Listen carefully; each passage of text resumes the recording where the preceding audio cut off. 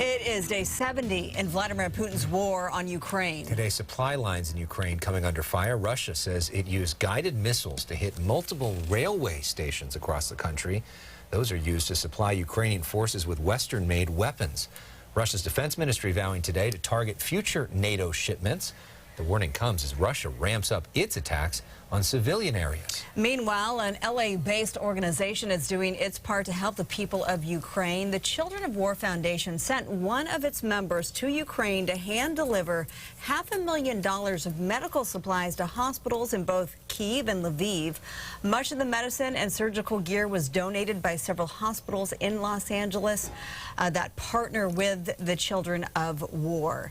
James P. Axiotis is that Children of War Foundation member who traveled into the war zone, and we welcome James to the program tonight. Thank you for being with us. Thank you. Thank you for allowing me. Thank you. I first want to let everybody know that you decided to partner with Children of the War because you're a TV and film producer. You've been in the business for years, and you wanted to offer your services to document this and everything that's going on overseas in Ukraine. So we know that you went into the decimated war zone of Bucha within Ukraine. What was that like? What did you see? I don't think anyone's prepared to what, Bucha is a destroyed city.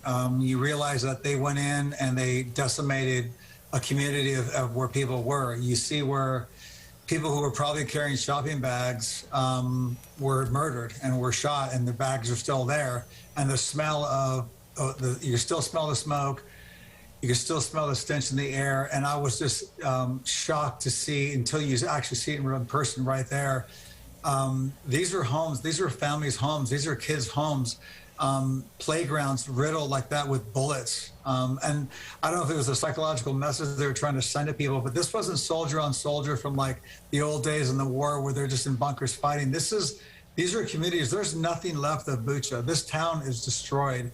These people have lost everything. And that was, I think, like in the shops and stores, there was an animal store where, the birds were dead inside, and the little taverns like that, where these are communities. And I think that was the most gripping. We were allowed to go into Bucha because the hospital we were with, they took me in an ambulance, and we were able to get in. And I just was floored at what they did, the complete and utter devastation. If this war ended today, there's no as you see, there's no going home. There's no like, okay, let's go back and, fix the windows and paint the walls. It's gone. It's completely gone. And you said you were especially moved by the images of tanks.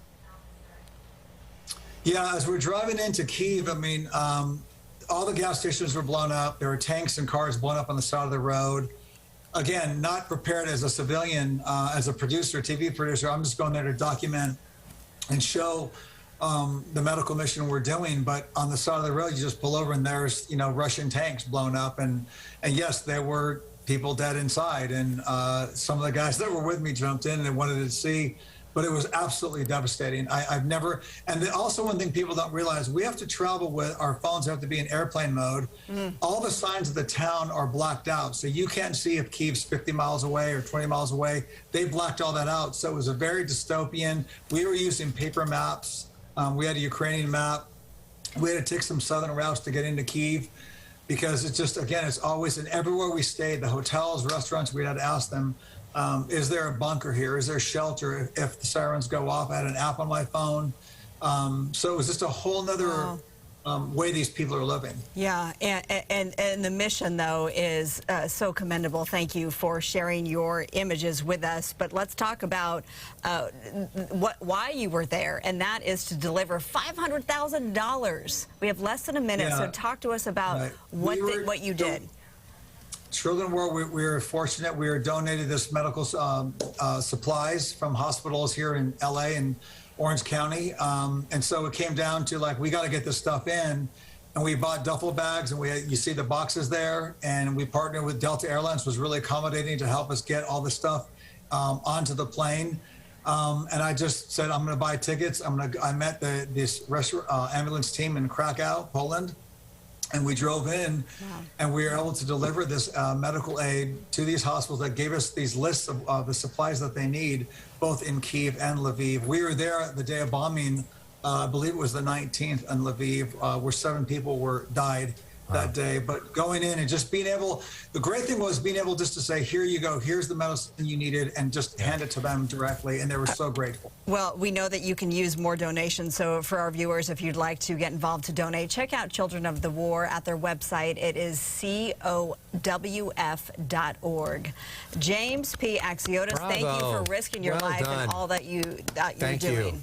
Thank you. Thank you so much for sharing the story. I really appreciate it. Getting the word out. I really appreciate it. Thank you. Heroic of you to go out there. We'll be right back.